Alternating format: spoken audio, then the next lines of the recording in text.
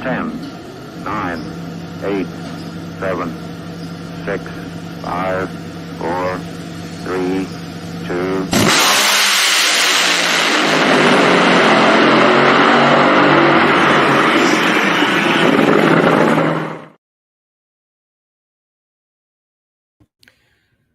Feel the power, drag racing fan. It is Competition Plus Power Hour live.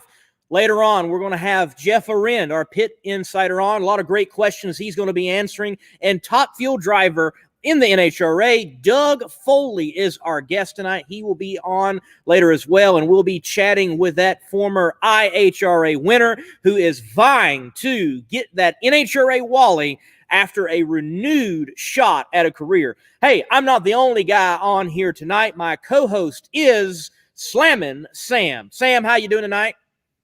What's up, League? What's going on? Man, I am doing spectacular. On the show, we're live, get to talk about drag racing, and a lot has happened this past week in the world of drag racing. Some great news, some news not so great. More than honestly, though, I think we're pegging the negative meter on this show tonight with the past announcements that have been made concerning, well, the NHRA. Yeah, I mean, we are, but hey, on every point, we have to look at the positive. Remember that. Remember that. Remember that. And on a positive note, I can say we got a lot more questions in this week, like you mentioned earlier, for Jeff. So super excited about that. Thank you. I'm going to list off their names, actually. Dale, Scotty, and Simon Powell. Thank you guys all for sending in your questions. Hey, Roger, thanks for coming on last week. We had a great time with you last week. Thanks for coming on. But again, also, the podcast is up on all your major podcast forums. So if you guys don't mind, go ahead and give those a listen if you missed a piece of the live feed or anything. Some more housekeeping there for you, Lee. To the Carpenter family, Mike Carpenter and his dad, they're doing rehab, and he's coming back better. So we really want to send our best wishes out to them and a speedy recovery. But I don't know. We've got a lot to talk about. Testing is coming up for a few people. You know, we got some races coming up where people are starting to leave very, very soon, even though it's snowing here in North Dakota, where I'm at. But you know what? There's sunshine in other places. So what do you think, Lee? What do you got on the hot plate for me tonight?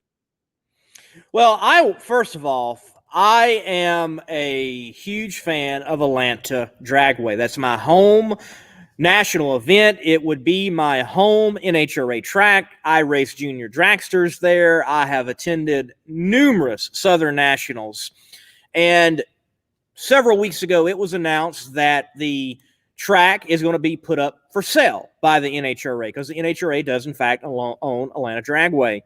And we heard last week that even though the NHRA initially stated that it is intended that it will be sold and kept as a racing facility for drag racing there in northern Georgia, Commerce, Georgia to be specific, that, well, it does, in fact, have the option for some rezoning. And as positive as I like to be, Sam, as a glass half full type of guy that I can be, I'm going to tell you what, I am concerned about the fate of Atlanta Dragway now. Here's why. That is a growing area. They have already had residential development encroach on the track, and you have plenty of companies going in there. More jobs are coming to the area. And Atlanta Dragway, when you look at it off the exit that it's on, it's like a holdout from all the development of the Tanger outlets and other restaurants and shops and things of that nature. I hope that some developer comes in and buys it and keeps it for drag racing and develops drag racing in that area. Well, I don't know. We might be like Princess Leia calling out for Obi-Wan, but we're going to be calling out for Bruton Smith. Bruton, you're our only hope.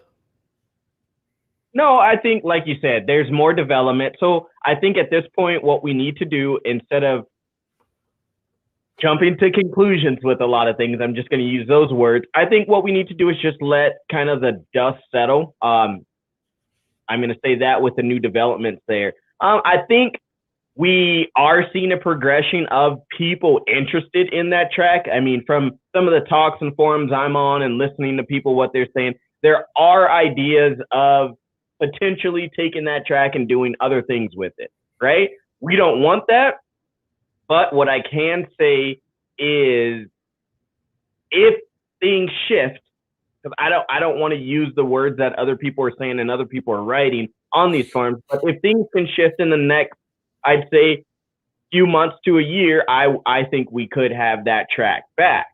But like you said, there's a lot more negative than positive in the mindset of today. There is. John B. Smith says here, you can bet it's gone. And he says that's his home track, also been racing there for many years. And, man, you know, that track, I think, can be a track, you know, it's advertised as Georgia's House of Speed. And I think it can be that again. I think it could actually outpace Valdosta as it did for so many years and have big events and have that premier feel once again beyond NHRA Nationals. But the NHRA, this is what they're doing, Sam. This is what they're doing. The NHRA, remember, they are a non-for-profit, technically. They're for non-for-profit. And let me relate it to the church world. If you're in the church world and you sell a church, you can't just give the money to the members. It's got to go to a like-minded work. So let's say you're a Baptist church. In most states, if you sell the properties, it's got to go to a like-minded work, a Baptist church. Well, what they're going to do, and that's what it sounds like to me right now, is that NHRA is going to sell, and they're going to sacrifice Atlanta to put money in Pomona, Indy, and Gainesville, which are also their assets. Pomona, they lease. I think that's what's up, man. When you break it down to that sense, but I want to go back and I want to bring you on screen back on here too about this, because you talked about that track being greater than Valdosta. And the only thing I'm going to disagree with you right now with that, and you know my standpoint on this type of racing, is that the grudge racing scene in Valdosta, Georgia is outrageous right now. What Duck has got going on, Duck X Promotions, whatever name under the Duck family that he's got going on right there, what he's doing there is top notch. So when guys are rolling into Valdosta and different things like that, it's a different ball game. And we've talked about this here on the show many of different times of, you know, the payouts in one category and the payouts in another. So as of right now, I can't say that in the Georgia area, that's going to be the predominant track because of what's going on at Valdosta. But what you're saying that we're selling it to put money into these other places, I can see that standpoint too, simply because those are top spots for where people are going versus when they were going to Georgia. Now, look, Valdosta right now, I will agree, they surpassed what Atlanta was. But there was a day in time, Atlanta had some spectacular Super Chevy shows, some great Ford Fun rallies. They've held Hot Rod Week and the touring drag races. And I can remember as a kid, the Night of Fire that Atlanta used to have, though I haven't been to one in a while, though it doesn't rival Norwalk, no one rivals Norwalk on a Night of Fire. It was a spectacular show. It has slipped, and it slipped, you know why? Because of the NHRA. Hey, maybe this is one of those times where we get together and you and I maybe try and do something. Talk to Antron. We had him on last week. And maybe this is where we do that all-star race that we've been talking about and bring back those traditions, bring back those different things, and trying to promote it there at that track, bring these different things there, and then that becomes, hey, we're going to use this for the All-Star weekend, the All-Star break. We're all going to go down to Atlanta and eat good food and have some All-Star racing. Maybe that's where we throw in that idea.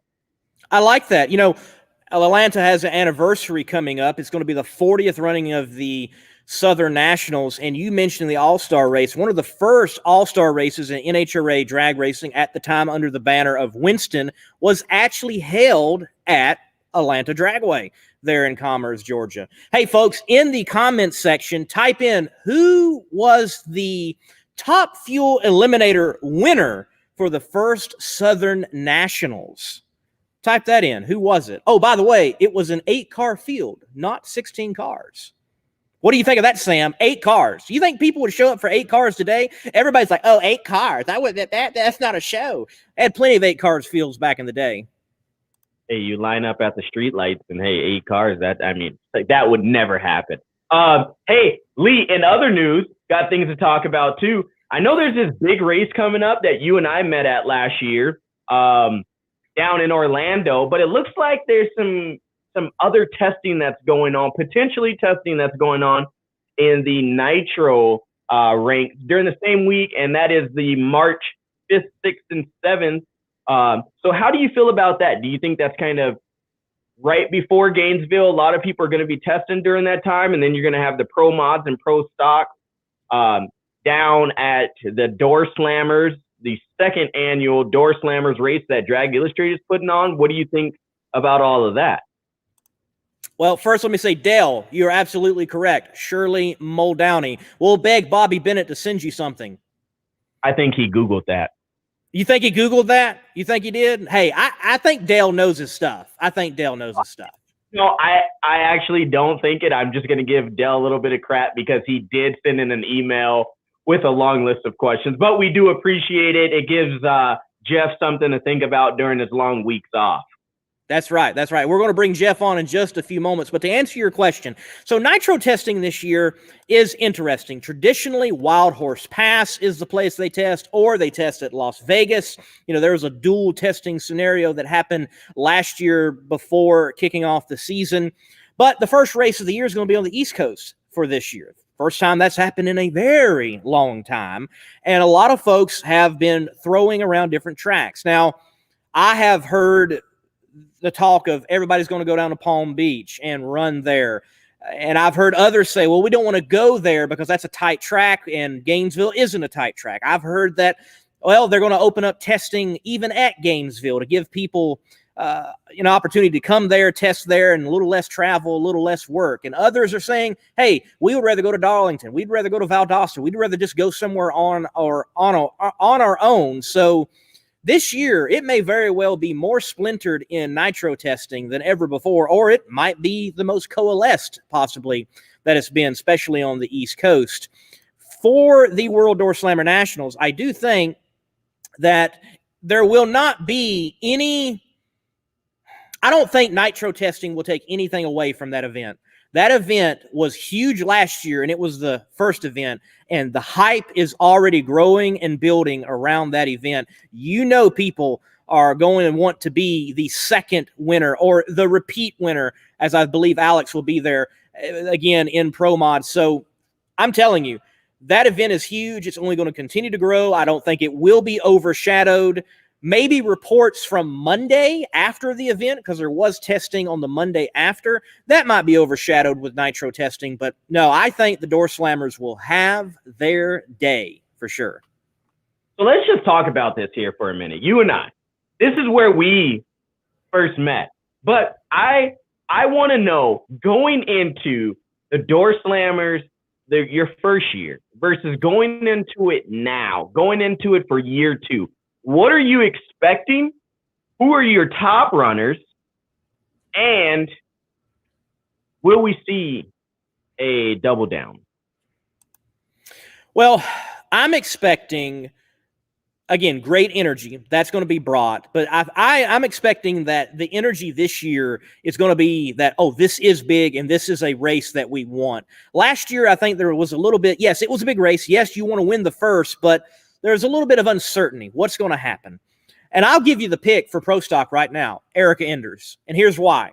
Not that I am an Erica Enders fan. I am. But that's not the first part of it. The reason is this. The day after testing, she is testing this super stock car, like some Pontiac. I don't even know what it is. It's a little Pontiac, and it's like a super stocker.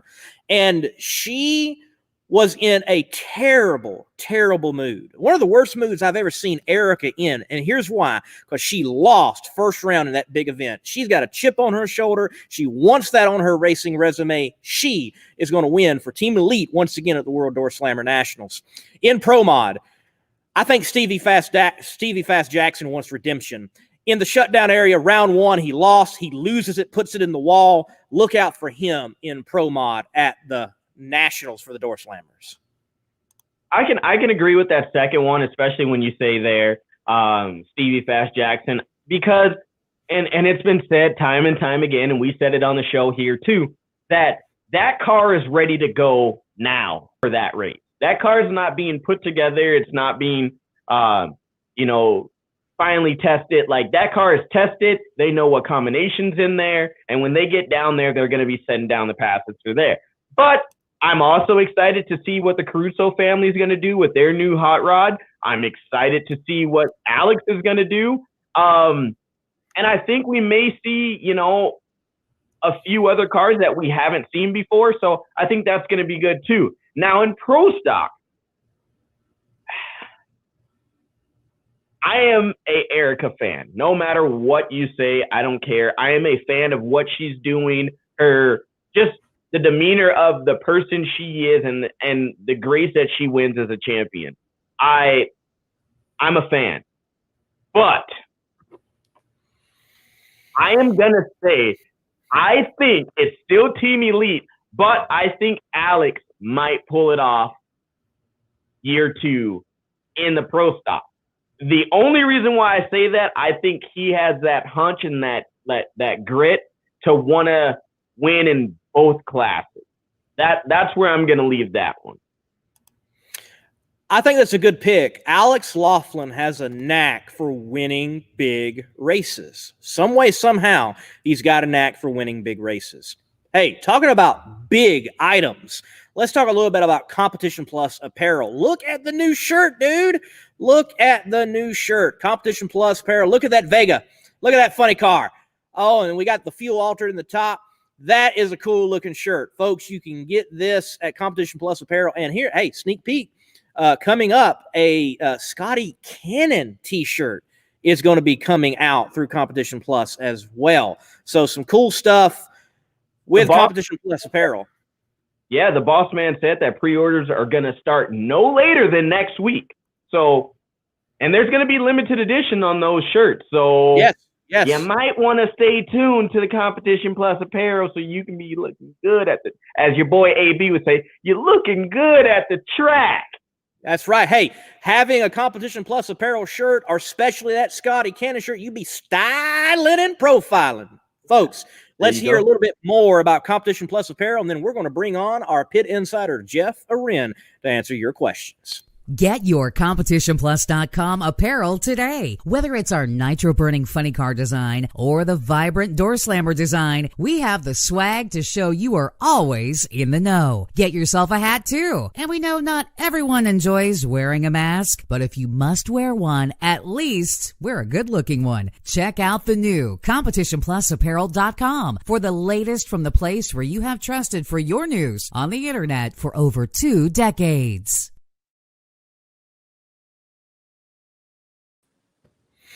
Jeff, questions came in. We asked for them, and you've received them. Take it away, man. Yeah, finally, huh? Sam's been working on that for quite a while, and finally got a bunch of questions this week, so that's kind of cool. Start off with an easy one from Simon Powell. He wrote, what was the meaning of the name The Jeweler on your fire suit when you first started driving the funny car for Paul Smith? And I had to think about that a little bit because I kind of forgot I wore that fire suit at the beginning. Long story short, my dad was a jeweler, and after he passed away, I ran the business. And so we used to just call me Jeff the Jeweler, was my kind of the joke name for all my buddies when I was racing my Bad to the Bone Fiat. So that name kind of stuck for a little while. It was good for a while. So that's not around anymore. No more jewelry. So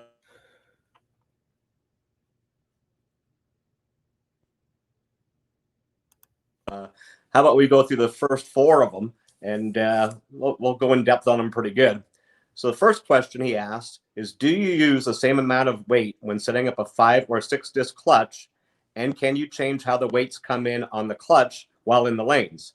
So kind of long story short there, on a 6-disc clutch compared to a 5-disc, you're either going to run less primary weight or you're going to run a narrower primary lever. Lockup weight, they're kind of all around the same. You can probably run a little lighter on a 6-disc because a 6-disc has more surface area on it, so it's going to have more plate load. But he's asking what you can do in the staging lanes for the clutch. So you can do a bunch of things. You can change the primary weight, which is probably the most common thing that's changed. And primary weight is based on track temperature and the grip meter that you see those guys check with out there. So they'll say, okay, the track temp's 85. It's got a 140 number for a grip or whatever. We want to run, 80 grams of clutch. So you can make some small changes there. Most guys don't change lockup weight in the staging lanes unless there was a big oil down or something. You can change how fast the bearing moves, or you can slow it down. You can do that in the staging lanes. And you can also lock out levers if you want to. If the track got really hot for some reason and you want to take some plate load away from it, you can lock out some levers. So you could spend probably an hour talking about a clutch, but that's the basics on his first question. The second question he asked. Hey, Jeff, got a question. Sure. Jeff, got a question for you. Because a lot of people see that at the track and they kind of wonder what's going on. That grip meter, you see the guy walk out, he's standing on the track and he twists it. What are they looking for, to describe to our fans? What are they looking for when they do that test? So it's kind of like there's a few different ones. There's the old mechanical one. You guys saw the guy stand on it and he'd turn it, look like a torque wrench. And then Toyota has like a deal you put down and it's electronic. It's supposed to be able to maybe take some the human error out of it. But what they're looking for is just a number. So it's a coefficient of friction number. The torque wrench will give you a number, like 100 inch-pounds or 140 inch-pounds, whatever the number is. And what these guys will do that have track specialists is they'll look at how hot the track is, and they'll look at what the grip meter reads. And they'll write that down, and then they'll take like the fastest 1, 2, or 3 cars from that session. And then after a while, if you keep doing that, you can now go out there and look at it and go, okay, track temp's 90 and grip meter is 140 or 300 or whatever. Like you get a certain pair of numbers, then you can look at your chart and go, well, geez, no one's ever ran faster than a 395 in a funny car. And, so you don't tune it up to run 405. You can make it run 395, but don't try and over tune it. So after a while, you get all this data, and that's what it's good for. The more data you have, the better idea you have how you can run on that track. Thank you. I mean, I know a lot of people see them and you see them on TV, and a lot of people don't know. So just to explain that a little bit better, I'm going to buy one next time you get in the car. I'll do that for you. Beautiful. I mean, even like Toyota, for example, they have a piece of a track surface on the roof of their trailer, their tech trailer, with rubber on it, like from the starting line, and they'll measure the temperature variation for the whole day. So if you have 2 sunny days in a row that are around the same temperature, they can kind of predict what the track temp's going to be later on. And of course, you do that with weather stations for the air, how that changes during the day. But obviously, it's a lot more high tech than it used to be. So, all right, moving on to the second question here. So Dale asked, is there a set pressure that the burst panel will pop on the intake manifold? And do they make different thicknesses for increased or decreased pressures depending on your engine combination? And then he asked, what is the least amount of pressure before the burst panel pops? So this one I wasn't 100% sure of, so I called my buddy Nicky Bonifani because they make these burst panels. And the number is definitely a lot different than I thought. So it used to be 180 PSI that they were rated to. And then they slowly moved that up. Now it's at 210 PSI, but some won't blow till 220 or 230. Now, that's a way higher number than I thought, but let's remember it's actually based on a spike and not on the actual blower boost, because it's very rare that you'd see much more than 60 PSI on a normal run. If you had a cylinder run, it might be a little higher, but it's that spike that's going to make the burst panel break. I think they're only about 11 thousandths thick on the seams that they have in them, so they're made to blow open as soon as you get a spike, so you're not going to break the intake manifold or do more damage. And that's the main reason for running that burst panel. They only come in one thickness, though back in the day, guys would try and stick 2 of them together so that so you'd have a little more boost there, a little more, margin of error, I guess you would call it. But you do have to replace the burst panels fairly often. They're very thin. And when you make boosts, they kind of puff out. And then, obviously when you have deacceleration, they can move in. So with them moving in and out all the time, they're going to wear out. And, most of the big teams will put a new one on at least every run, if not every 2 runs. All right, going to the next question. He asks, are all the clutch control flow valves air operated, or do they have a type that operates with a battery or a battery backup? Well, for the longest time, there's been a battery on cars. And what they generally used to have before was the battery would send a signal, battery would power the module, and then the module would send a signal to your air timer, which would make the valve open, and you could open your clutch valves that way. Now, like Leahy, he's got all the cool electronic stuff, and everybody has to run that command module. So now they got kind of a plug and play deal where you just set all your clutch flows onto this deal. You just plug it in, and then you set all the times you want them to open or shut, or you can shuttle them. I mean, there's a bunch of cool stuff that you can do with them. So, it used to be electric over air, but now it's basically electric. Electric is what all the big teams run. And last question for Dale. It was, can you explain the different track conditions that determine whether or not you use a scuff tire or stickers, new tire? And would you use new tires in the final eliminations if you didn't have to, and why? So, generally speaking, a scuff tire or a used tire is going to be a little larger in diameter because it's grown. The other big deal is the track temperature, like we were talking about before. So when the track's cool, you have more of a tendency to shake, and it's hard to get wheel speed because you have a lot of traction. So a new tire, because it's a little shorter and it's new, hasn't been scuffed in, will have that extra wheel speed. So whenever the track's like really tight or really cold, you'll see guys using new tires for the most part. Then when the track gets hot, you want to put the larger tire on it, kind of takes gear ratio away from it. It's got a little bit more traction. So, in the final, I guess if the track was like really cool, you'd put sticker tires on it. But for the most part, if the track's probably under 90 degrees, you're going to have a new tire on it. And if it's over 95 up to 130 or something, you're going to have a used tire on the car. So those are the 4 questions we'll answer for Dale this week, and we'll keep 4 for next week. Wow, man, I feel educated tonight. That was some good stuff there, Jeff. Thanks, man. No problem. So, Jeff, look, with all the chaos going on, by the way, let me say that you need to bring that jeweler name back. That's pretty cool. Get out of the car, take your glove off, have a bunch of rings on your hand, and I'm the jeweler. You need to do that, man. That'd be cool. That'd be great for this day to have a chain hanging off of you. I like it. You get you some gold grill, man. You could rock that. That would work today. I was waiting for you to bring the grill in. I knew that was going to be the cap. Oh, yeah. It was coming. Next week, I'm going to wear my Christmas tree. So I made like a gold NHRA Christmas tree that's got like rubies in it and emeralds. It's pretty badass looking. Boom. Well, instead of saying we're bringing on Jeff Arend, we're going to bring on the jeweler. That's right. So, man, look, with all the chaos around Atlanta right now, coming up on this 40th anniversary of the Southern Nationals, of it being ran, what is your most favorite moment of the Southern Nationals as a fan, as a spectator, and as a driver? I can answer the driver one, no problem. So I remember this one pretty well. I drove for Del Worsham back in 2007 in the Checker Shucks Cragen blue car. And I remember going up for the night run in Atlanta. And, while the traction's usually pretty good there at night, the lighting is a little, not to say the highest quality, or it wasn't back then anyway. So get in the car, and like they usually tell me about what the car is going to run or what they think it's going to run. And it's ripping down there. I mean, it's fast. And I probably clicked it off a tad early, but I get back and, I get the time slip, and it was 471 at 327 miles an hour back in the quarter mile days, which was, a really quick run for back then. And I remember walking through the staging lanes because Del hadn't run yet. And he's strapped in the car. He goes, "Hey, what's your run?" I go, 471. He's like, "Get out of here. What's your run for real?" I go, "No, I actually went 471. So that was the quickest run ever made in the quarter mile. And that's probably my most favorite Atlanta moment or memory. Wow, dude. I mean, that's, Atlanta doesn't have the longest shutdown. Not that it's short, but it is dark on that top end. It's wow, that's booking for Atlanta, definitely. So since we've got you on, you've drove there oftentimes. I can remember bumps in a doggone junior dragster. So what is it like in a fuel car hitting bumps like at Atlanta and other places? Yeah, I think you're going a little quicker in the car, so you don't quite notice them as much. I mean, there are a couple of tracks like, Vegas used to have that tunnel. You'd kind of feel that a little bit.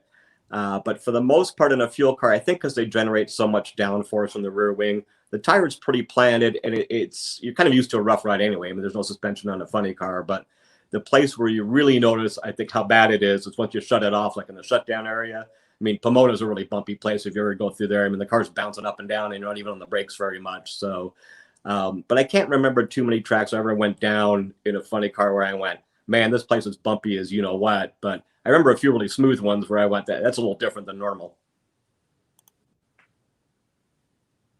See, at our local track here that I race at, or used to race at, I should say, when I knew I got to that shift, when I got to that bump in the road, it was like, boom, yep, I need to shift. That was my guarantee. Like, if you felt that, you knew, hey, if you haven't shifted already, you need to do that, or else those RPMs are screaming. So was there any plays, or I haven't been to Atlanta, unfortunately, but was there a bump, or you knew by the third bump or the second bump, hey, I need to do something to, make sure I'm going where I need it to go?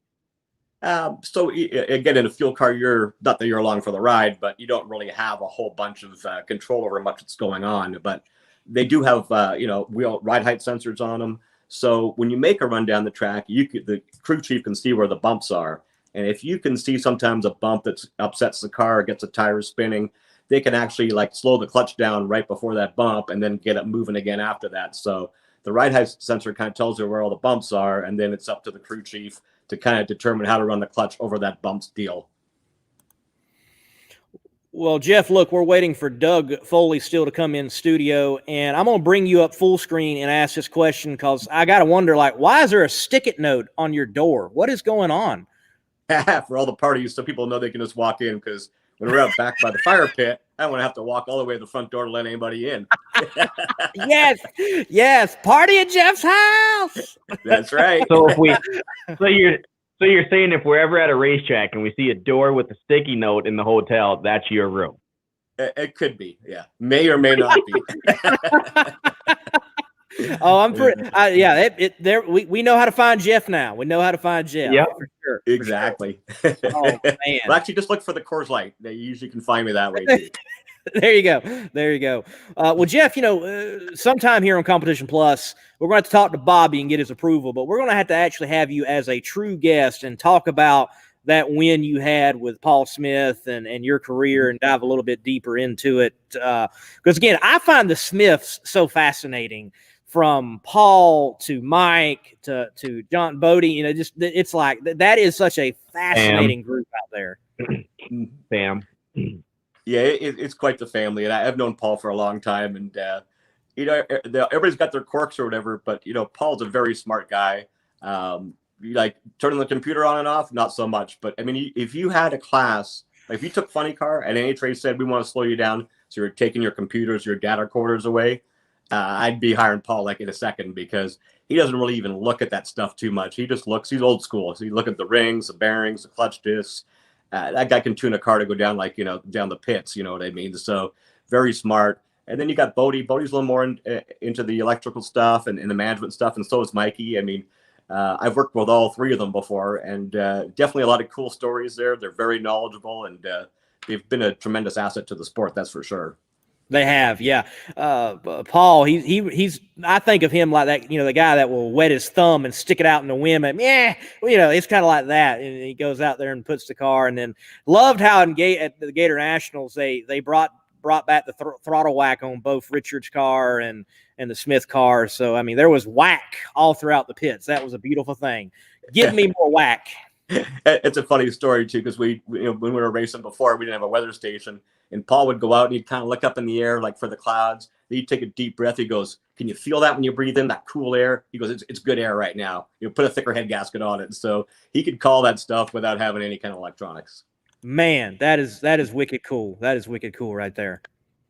Speaking of the weather stations and different things like that, and what you just said, is there a day, like say after a big rainstorm or after, the track has been so hot where hey, going into that first round or that second round, we can turn it up a little bit because it was so hot yesterday, the track has probably held some of that, or it rained so the air might be better, but the track might not hold it? Can you talk about any of that different stuff?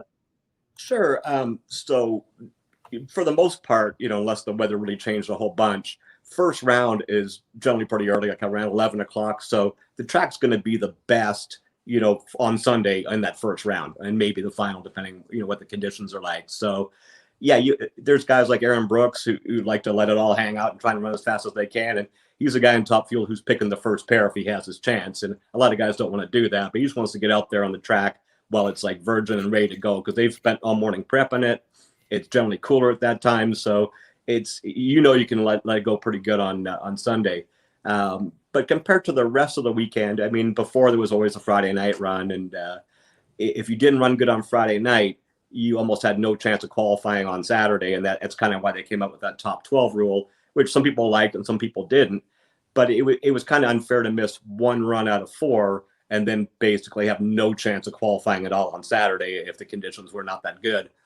So I kind of like the top 12 deal a little bit for that. Not as many cars now, so it's not as much of a big deal as it used to be. But the weather, talking about the weather again, and atmospheric conditions in a nitro car, top fuel or funny car, those atmospheric conditions don't really make that much difference. If the air is really, really good, you just run a thicker head gasket and a slower blower. And if the air is kind of not so good, you speed the blower up, or more timing or more compression. So all you're trying to do is make the same amount of power, regardless of the density altitude, or the corrected air is like 1,000 feet above sea level or 3,000 feet above sea level. So you always want your motor to rev to the same RPM when you hit the throttle and make it consistent. And that way you can tune it and you can tune the clutch, because if it goes 7,800 one time and 8,500 the next time, it's a lot tougher to do. So the track temperature is basically the big deciding factor in how fast you're going to see a fuel car go. All right, so this is the last one. Then we're going to bring Doug Foley on. But Jeff, this is great. This is just perfect. Clint Allerton.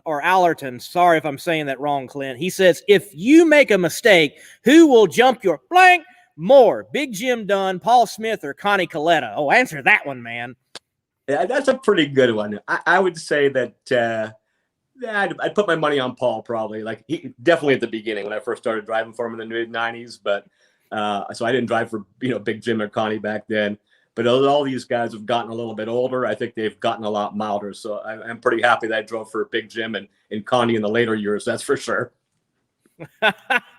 All right. Well, there it is, man. Look, Jeff, thank you for dropping all that dank knowledge on us tonight, and we look forward to more questions being answered next week. Sounds great, guys. Have a great show. Thank you, sir. Thank you, sir. Well, folks, we're going to bring on next Doug Foley, our guest for the night, NHRA Top Fuel Pilot, right after this word from, let's hear from Jerry Bickle Race Cars. In the race for quality, there is no finish line. Jerry Bickle Race Cars is a one-stop chassis shop for drag racing performance parts and race components. For over 50 years, Jerry Bickle Race Cars has been an essential part of racers' plans for building world champion race cars. Our parts department is stocked with every part a racer might need. Log on to jerrybickle.com for more information. We build anything with doors. jerrybickle.com. Doug, how's it going tonight, Doug? Good. How you guys doing? Doing great, man. It's a spectacular night to talk drag racing. Absolutely. Doug, so just give us, for the people that aren't too familiar with you, give us a little bit of your background and what you would say if you had to introduce yourself. Which he does have to do right now. Well, I am Doug Foley.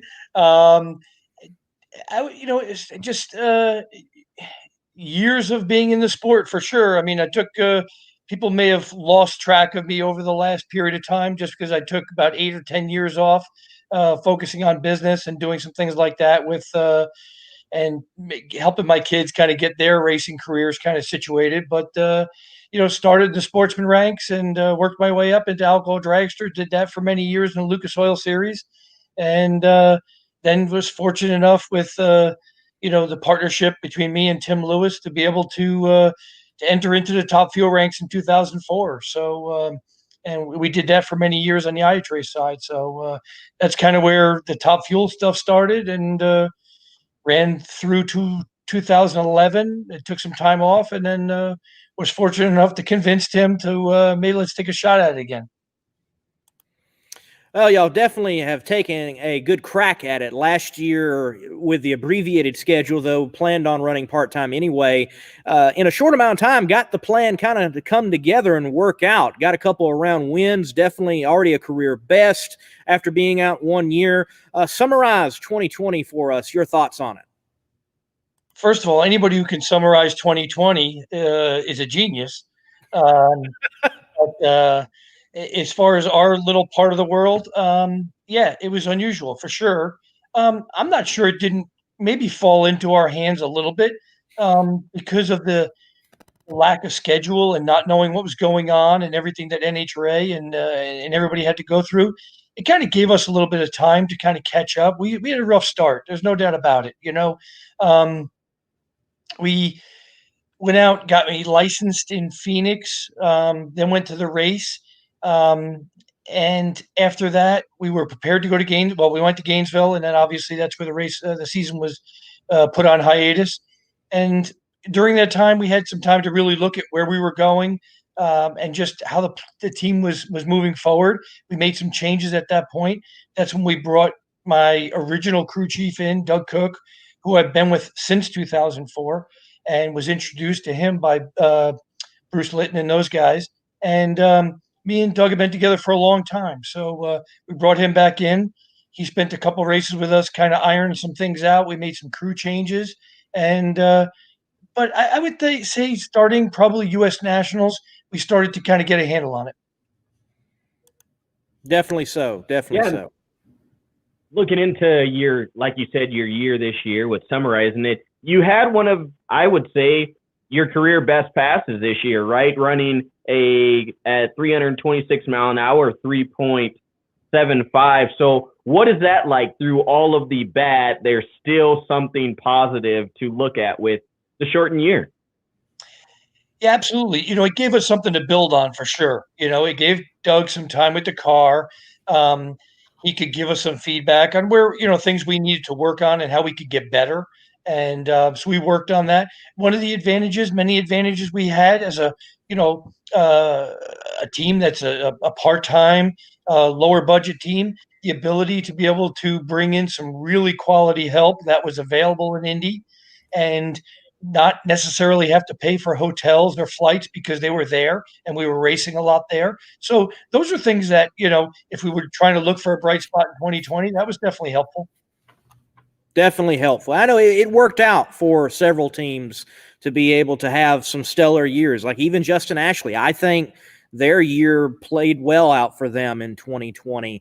Now, it's 2021. You mentioned you've been doing this for a while, whether it's sportsman racing, Top Fuel, the driving experience, the school, a lot of motorsports in your life. What's the number one difference from when you began to today, Doug? I've never gone into a season knowing as little as we do. It's hard to plan anything. As a part-time team, you have to be a little strategic with your money, with your testing, with what races you would go to, which ones you wouldn't. And the problem is here we are, whatever it is, 5-6 weeks away from throwing a starter on it. And we know we're going to the first one. We'd like to make some test runs, but rightfully so, we're getting less information from NHRA than we were hoping for. But in their defense, there's a lot of stuff going on right now. So we're as prepared as we could be right now, but we don't have a schedule. There's just a lot of information that we need to really make decisions on what's the best way for a team on a budget to be successful. So in a rebuilding year, coming back from, like you said, the COVID year, looking forward to now, you're saying that, we're finding out less, we're seeing more races, maybe potentially we're losing a track like Arizona.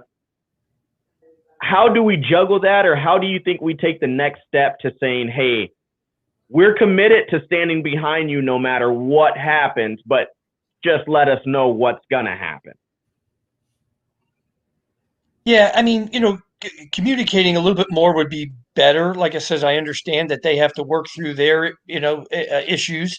And, we want to have a good start for Camping World for sure. This is, their first year with us. And we as a, them as a sanctioning body, us as a race team, and all the race teams want to, represent the sport well. So, with COVID, you're only going to do as much as you can do. We're going to, some of that will be minute to minute. But, to me, we want to get out there. We want to race. Right now, we're probably if I was just to shoot a number, we're probably a 10 race type of team this year. And we'll just have to be strategic about what we do and how we, where we spend our money and how we try and stay relevant in the sport, because we're always trying to find new marketing partners to come on board. So we have to use our money wisely until we actually can bring on those partners. So, Doug, Arizona has been canceled from the 2021 schedule. When you look at something like that, is it a kind of bittersweet, like, oh, we lost the race, but yeah, that's one less we got to pay for and worry about going to, and you've already got that, consolation that way, hey, we know, where do the feelings lie with an announcement like that? Well, on a track like that, I mean, it's historic. It's been with us for years. That's where we always started the season. We go testing there, and that's kind of where you work the bugs out and got ready to, go to Pomona and really prepare. And, I got my license there this year. So that was, and, but like you said, you have to look at, especially for a smaller team like ours, but a smaller team is going to make up probably this year 50% of the field. So I think we're a little bit more relevant this year, and we will be probably in the future. The teams like us and Zizzo and Josh Hart's coming out with a team. So I think those teams will play a bigger role in the NHRA's success in Top Fuel and in some of the other categories. But I never like to lose a track like that. That's a great facility, unbelievable shutdown area. It's just a great market for us. So yeah, and losing that is really not a beneficial thing for us. But overall, I'm still going to stick with my comments I've been making over the last couple of years. We need to reduce the amount of races that we're going to. Plain and simple. Of course, you'd like to pick and choose what tracks you go to and which ones you could lose, or have some sort of program where maybe you take a year off of some tracks. I don't know. But regardless, we don't want to lose them the way we are. But at the same time, if we don't figure a way to reduce our budgets, when one of them, the easiest way is to reduce some races, but it is something that will be helpful in allowing some of the teams to go to more races and be more relevant. Right. Pro Stock was, some would say, on the verge of death, and they altered the schedule, 18 races, and you've seen a resurgence of the class. So that may definitely be the ticket across the board for NHRA drag racing. Yeah, well, when you see a guy like myself who's telling you I'm going to go to about 10 races, well, if there were 16 or 18 total, I'm only one or two good relationships away from being able to make that leap. Okay. And if it's spaced out properly, you would have the ability to work with your guys, maybe have a little bit smaller crew, some flying guys, a combination of both, and create something that could be successful. But, it's still, you still have these, 4 or 5 monster teams that are well funded. And I mean, God bless them. We need them there. And, but it's still going to be hard for any of these part-time teams like myself to be able to get past the semifinals. Those are really good teams. And but we're going to work hard to try and get into those later rounds and see if we can do well. But reducing the budget is something I've been saying for years. I think people agree with me. Maybe I'm a little outspoken about it, but I think for the sport to have a long future, I think we need to figure that out sooner than later. Hey, there was a question coming in by Thomas, and I think, Doug, you'd be a great person to explain this here. It's just explain the difference between NHRA and IHRA. I know, there's a lot of people that do understand that, but Doug, I guess give us your insight on how you would differentiate those two. Now, Doug, we only got an hour show. I know there's a lot there, but wow, I mean, woo! I'll keep it quick, I promise. The IHRA in their prime was an unbelievable opportunity, because Doug Foley would not be speaking to you right now. Tim Lewis wouldn't be a team owner. Doug Cook wouldn't have gotten the opportunity he did to cut his teeth. So when you look at it, that was a huge opportunity for us. We wouldn't have gotten the opportunity to get out there, do it at that time, God, we were running on $25,000 a race. That was our total budget, and we could be competitive. So it was a great place to go. It was a little bit more of a relaxed atmosphere, but still good facilities. We ran fast, and the competition was really good. It was an 8-car field, but I still think that has its place in our motorsports community.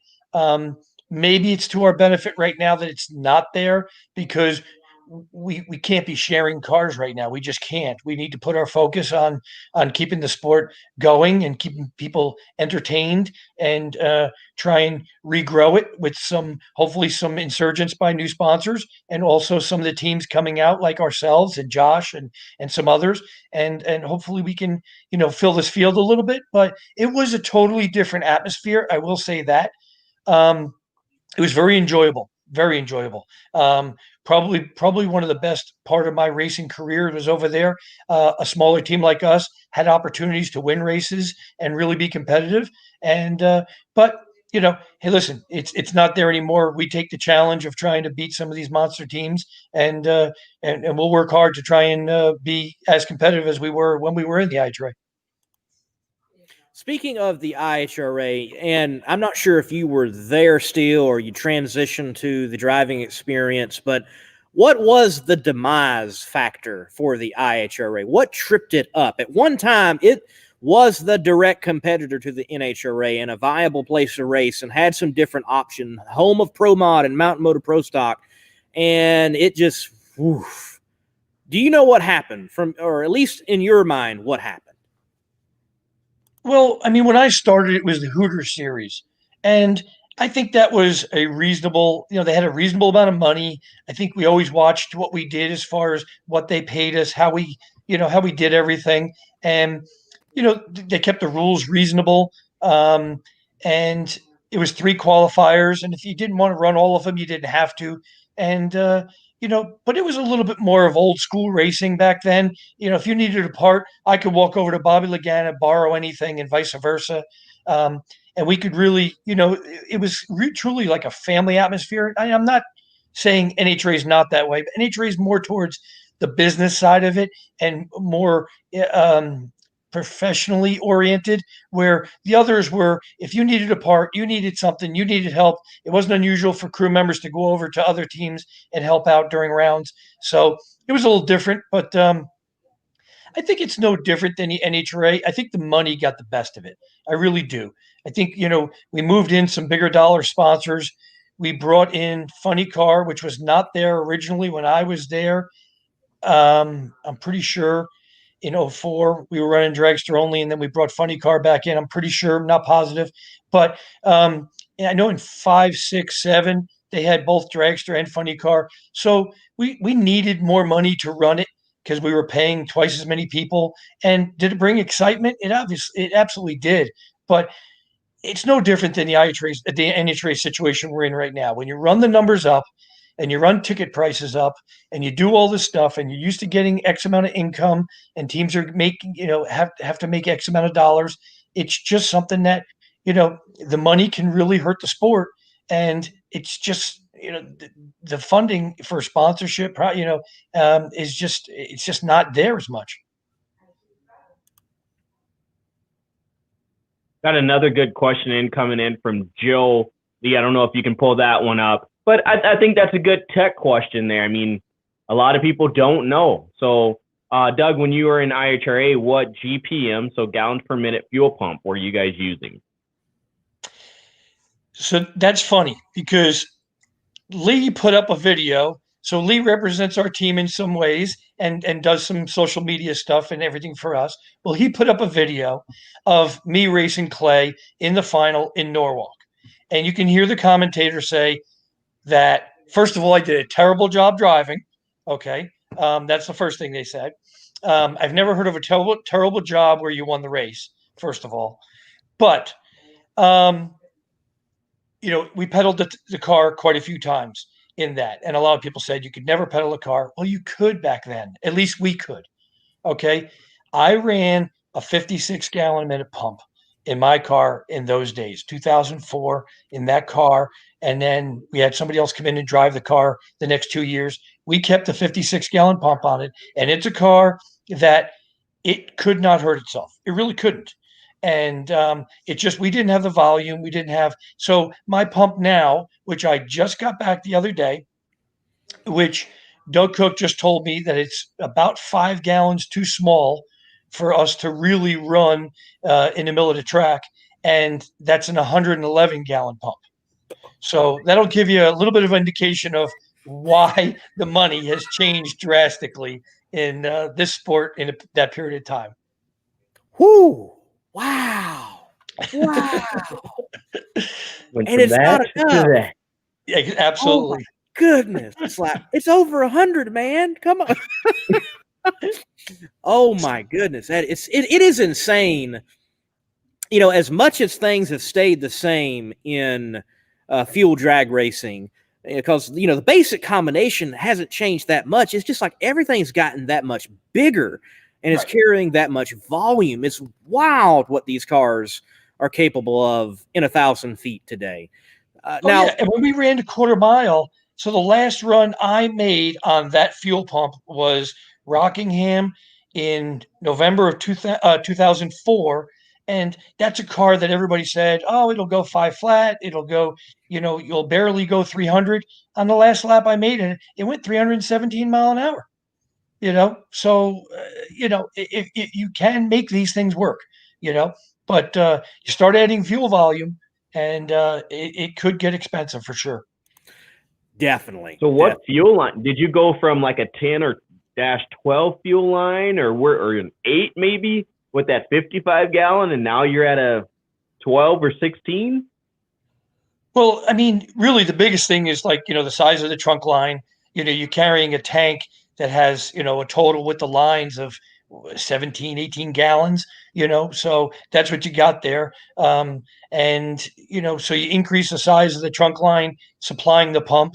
You got 2 inlets, and then obviously, you know, you're changing all of your fuel going everywhere, you know, just your line size, just everything there. But it's really just the sheer volume of what the pump can pump while it's being supplied. And of course, you know, can you burn it? That's the whole question is, can you keep your, you know, the way you build your engine program is to make sure that you can keep burning the fuel, because if not, then obviously we know what happens.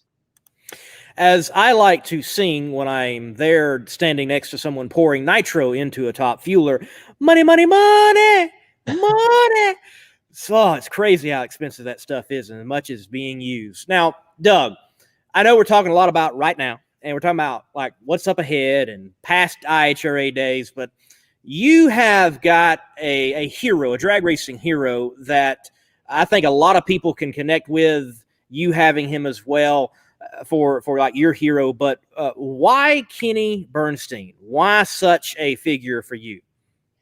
Well, when I first started, you know, when I started racing, actually, it was street racing, local stuff, and all of that. And you know, back in the early '90s, I started going to national events, and you know, that's when Kenny was in his prime. And I actually owned a couple bars at the time, which kind of related that Budweiser relationship. But at the same time is, you know, at the time he was approachable. You could talk to him. You could ask questions, spend some time with him. And I think everybody picks a driver that you just see and you admire the way he handles it. I'm a business guy. I really enjoy business every day and trying to see how I watch my business grow and all of that. And that was really important to him. It wasn't just the driving. It was the way he represented the sponsors, the way he represented his own team in business. And to me, I saw that as somebody who I wanted to emulate in my career. It's awesome to have people like that to look up to. And then you look in some of these comments here, there was a couple of them. Joe, again, he said they run about a 30 gallon per minute fuel pump. Going down here, I think the track at Phoenix with no longer shut down area should go back to 1320s on the NHRA Tour mix-up. Well, you know, they really can't go back to quarter mile. Okay. I have a lot of people tell me that it's not an option. Okay. For safety purposes, it's just not an option. We talk about tracks and trying to retain them. Well, if you eliminated every track that could not handle a quarter-mile run, which is probably half of them, as far as the safety for the drivers and the teams. So I think people just don't understand the way these cars accelerate, the speed that they're at. A parachute not coming out or both of them not coming out is a possibility on any run. And you have to, when NHRA is looking at the safety factor, they have to assume, can this car get stopped with no chutes? Well, it's difficult for these cars to stop at 1,000 foot with no chutes right now. What would happen if we went back to quarter mile, first of all? And secondly, as like I said, an outspoken proponent of reducing cost, adding 320 feet to this track is not going to save us any money. Yeah, I had Jack Beckman on my show Between the Slicks, and that's a common question that comes up, and I asked him about it, and he mentioned that, well, he even said if you want to kill pretty much every part-time team, because you'd have a completely different tune-up and setup to be able to do it. So to run 1,000 foot and run quarter mile, there'd be almost two different programs under one house, and not everybody was going to be able to do that. No, it's not cost effective. Anytime you make it further, now it's harder on tires, which fortunately I will say, shout out to Goodyear. They're actually doing pretty good right now. We can run tires for quite a few runs, which is really helpful to a team like ours. They have a good program going, but overall, taking that any further does not help the cost. Burning more nitro, hurting tires. These cars typically have more trouble, on the second half of the track as far as engine damage, blowers, heads, stuff like that. So, for us to keep the sport here and keep it alive. And the fact is, they talk about rule changes. Well, rule changes, they're okay. But the problem is if we had to go change cylinder heads or do something like that, that'd be a huge adjustment to any small team out there. So even though it may help in the long run, it doesn't help right now, which right now we need all the cars that we can go out there and put a good field together, a close field where some of the spectators can really watch, bump spots and some of those things and really try and get back to some of the fields we used to have. Yeah, Destroyer says that right there, just like you said over and over. That would make for a shorter season for sure. People are asking about the different tires and everything that you mentioned Goodyear. But I heard you mention something, and Lee's going to get on my case about asking this, but you mentioned back in the day a little bit of street racing, little street racing. If you could not, it seems like I ask this question week in and week out, and Lee knows where I'm going. If you could, would you get into any of the grudge racing or, the outlaw style racing? Yeah, I'm not against it. I mean, I think, it's something that's it's helping the sport in the way of keeping, attention towards it and all of that. That's where I started. I mean, I was a 15-year-old kid, didn't have a license. And I worked in the garage, at my house, and every dime that I could work pumping gas or doing whatever, I had a small block Chevy in that thing, and I was born in the Bronx and lived in Westchester County, New York, but a lot of people back at home would know, so we raced at the Wedge Inn, which the Wedge Inn is in the Bronx, and we were there every Friday and Saturday night. And it got to the point where our stuff was fairly quick, and we would shut down roads and do something. I mean, no different to what they're doing now. Now they're a little bit more organized than we were, of course, with people filming it and ambulances on site and all that stuff. But no, that was my thing then. I mean, we used to drive around and fast cars and look for pretty girls, and that's what we did. All before the cameras. I tell you what I want to see on camera. Somebody with a fuel team needs to roll up on Discovery Channel's filming site and roll out a Top Fuel dragster. Like, let's do no prep with this thing. Let's figure it out. No, Hagen's team, I think it was last year. No, it wasn't last year. It was 2019. They actually did a little burnout session. They had everything blocked off on the road. So it has happened. But Here we go. Someone wanted to start the controversy here tonight, and it's rolling now. Destroy a 1320. No, absolutely not. I'm going to answer that question. We've already had this fight. No, we don't need to bring all this electric stuff to our beloved drag racing. Hopefully you and I agree on this, Doug. Hopefully we agree. Yeah, I mean, to me, there's people who like it, but for me, I just don't. I don't get it. I really don't. To me, it's about building a motor, putting it all together, listening to the sound, smelling the nitro or whatever you're running, and so to me, I'm a fan of just the way we're doing it now. I don't see much of an advantage of running the electric powered cars. So, Doug, for a period, you had a drag racing school experience where people could experience drag racing. And in homage of 2020, there was a scene with the Tiger King, and that lady attendant got her arm, mauled and ripped off. And he comes back in and he's like, I'm never going to financially recover from this. I'm curious, was there ever a moment for you as a owner of a driving experience school where you were like, I'm never going to financially recover from this? No, Lee, because you haven't been to the school yet. Oh, that's why. Dude. Wow. Sorry. Wow. I'm done. I'm done. Don't talk to me at the North National. You stay on your side of the strip, I'll stay on my side. That's right. I'll bring you cereal. Bring the wrong kind. Yes. We were fortunate the first couple of years not to have to deal with that. Then we had a door car, great car, Atco. Guy decided to crash it. And I watched that thing. First you think, obviously, is the guy okay? But I watched that car just get shredded. And so that was in the last school, like October, November-ish. And over the winter, I said, you know what? That's not going to happen again. I bought a brand new Cavalier. It was just beautiful. I mean, a show car, probably the last car that should have been in a racing school. And we have a 540 and it's fast.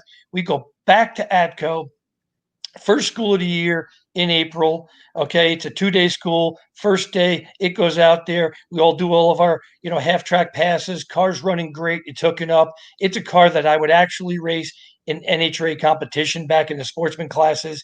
And on day 2, that thing was worth $1 because it crashed. And here I was in 2 schools. I watched 2 of my dark cars crash. And my wife looked at me like, really? This is what we're going to do for a living, huh? Wow. Oh, that was a beautiful car. Oh, man. Oh, I don't care how much insurance you got. It didn't help. It just like, no. Well, they won't give you insurance for new drivers. You could call up about it, but they're not going to call you back. There you go. Yeah. Oh, my goodness. Oh. Bad code on.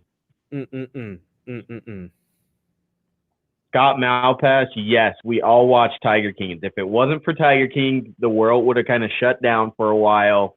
It kept us all sane while Disney Plus put out Frozen 2 or whatever they had.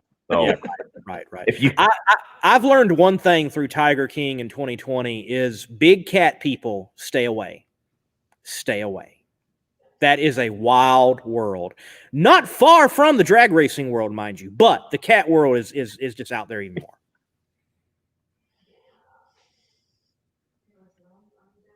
Lee, you know what? I think we're going to get you down there and we'll make a video for an intro for one of Doug's. We'll reenact that scene and then we can find a picture of the car. I'm never going to financially recover from this. That worked. Impose my face on the car some way, somehow, hanging out. Yeah, that would work great. Great. You actually, Lee, here we go. I didn't even think about this. But here's your coach right here to teach you how to drive since you want to get into a car this year. That Mike is talking about, he's going to pay for. Oh, no, that's the bike. That's a bike. So, Doug, can you teach me to ride a Top Fuel Harley? Because Mike Ashley says he'll pay for me to ride one. Oh, hell no. Oh, hell no. So we had a bike school for a short period of time, and it was Ricky Gatson. And Ricky's a great dude, great instructor, and great rider. And I watched a bike in Atlanta, matters of fact, get to about 1,000 foot, and it literally leaned over so far that the peg was almost touching the ground. This was with a student, mind you. And as far as I was concerned, I turned around. I just assumed he crashed, and I really didn't want to see it. And somehow this guy miraculously got this bike back up, never crashed. And I just nicely walked over to Ricky and said, "Yeah, this will be the last bike school we ever do." Oh man, yeah, bikes are a whole nother animal. Definitely a whole nother animal. And if Mike writes a check, I'm doing it. I'm that crazy. I'll do it. So I want to be there. I hope you are. I hope everybody is. I'm gonna be behind the camera, Yeah. laughing. Yeah. Laughing. You are going to hold the Monday Morning Racer camera so I can put it on the YouTube, and then from the hospital, I can explain what happened afterwards and have the footage overlaid. That will be on Outlaw Performance Bloopers of the Year. Telling you that right now. It will. No telling what it will make. First, we have to make sure you're all right before we show anybody. Right. Yeah. No. Right. I mean, I hope. Hey, Well, that comment right there, the last comment that says, "You know it's bad if a top field driver says, hell no."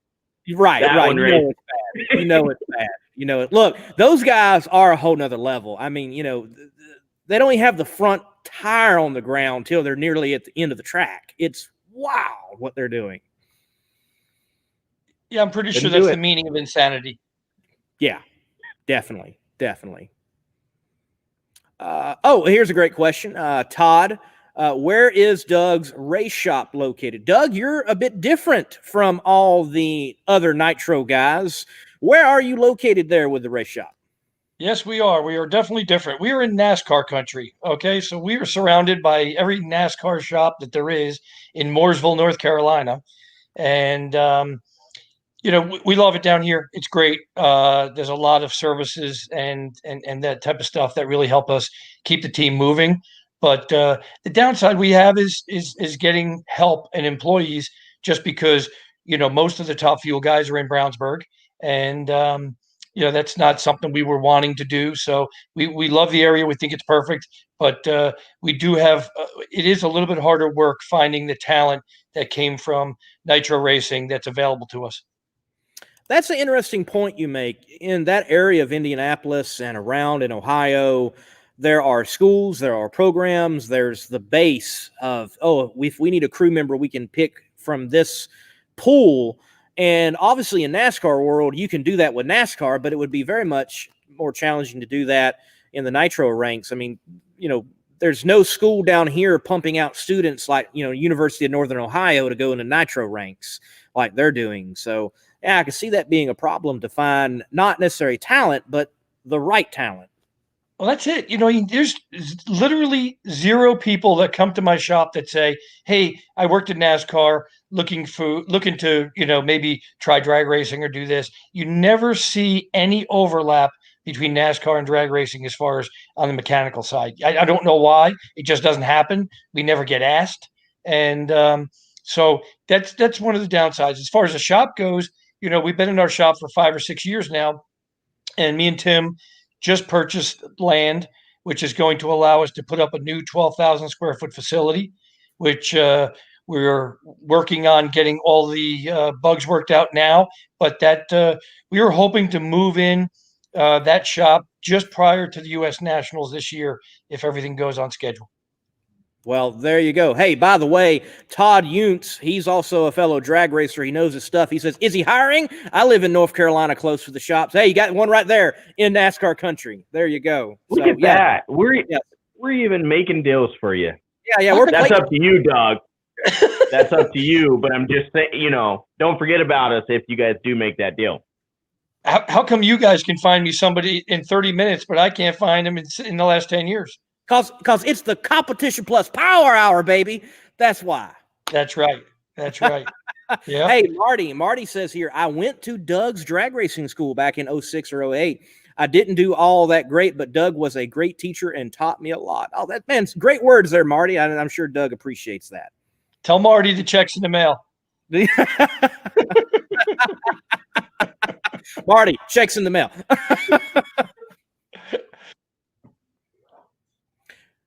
So, Doug, look, 2021, obviously you've already expressed that 10, maybe a few more races, maybe a few less, no telling. I mean, imagine 2021 is frankly going to be as chaotic as 2020 possibly.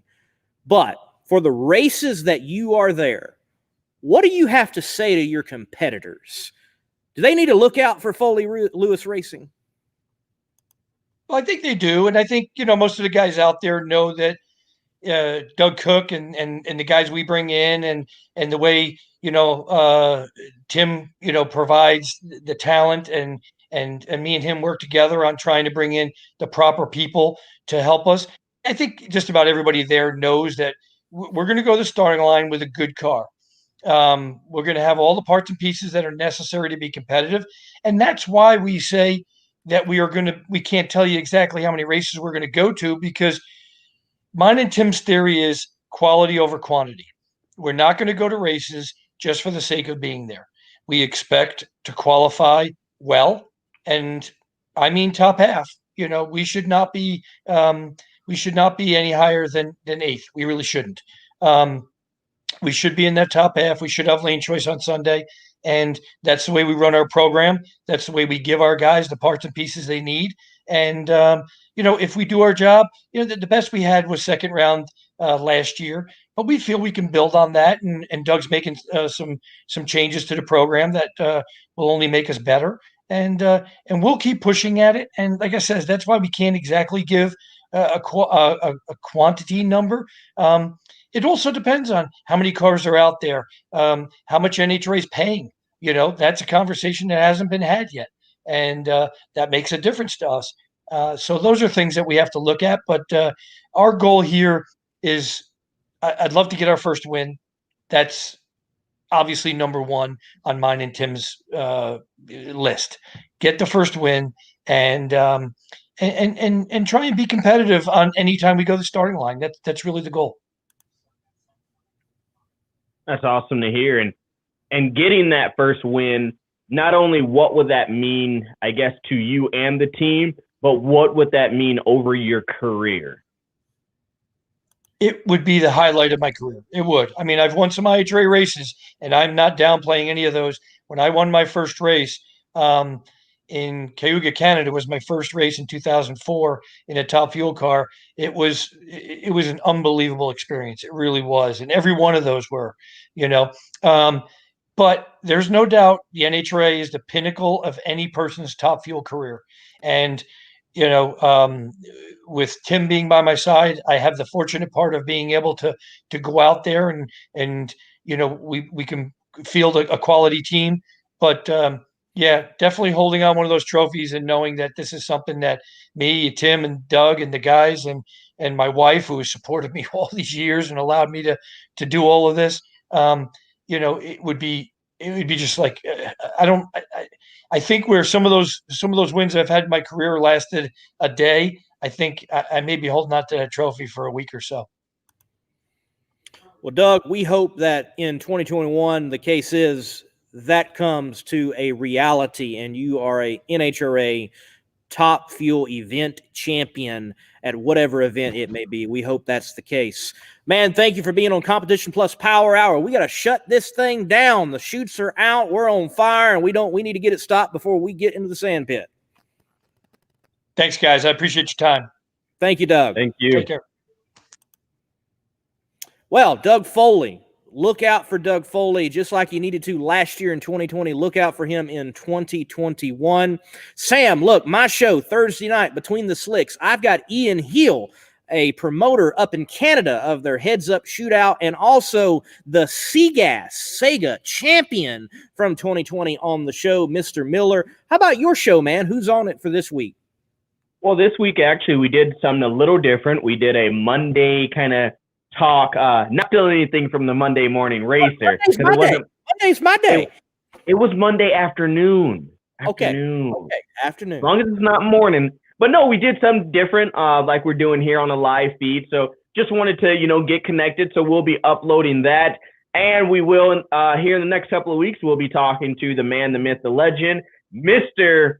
Wes Buck, about his, second annual race that's going on. We definitely want to talk to him. And then we'll be talking to another few local racers here. You can check all that out on In the Groove podcast on all your major platforms, just like the Power Hour is on all the major platforms, and we're on YouTube, so you can check us both out, because maybe you're on YouTube too, under the Monday Morning Racer, so you can check out all of our YouTube stuff. If you got any questions, you can always email us if you got questions for Jeff Arend under the Power Hour CP at gmail.com. Again, that's Power Hour CP for Competition Plus at gmail.com, so you can check us out there. But again, this has been another great show. You got told H no, because, he's not going to teach you how to do that. No. I mean, we've learned a couple of things from Jeff, right? A lot of great questions, and learned some things, especially about that Toyota team with all those tricks that they've got on top of the trailers and underneath and inside the trailers.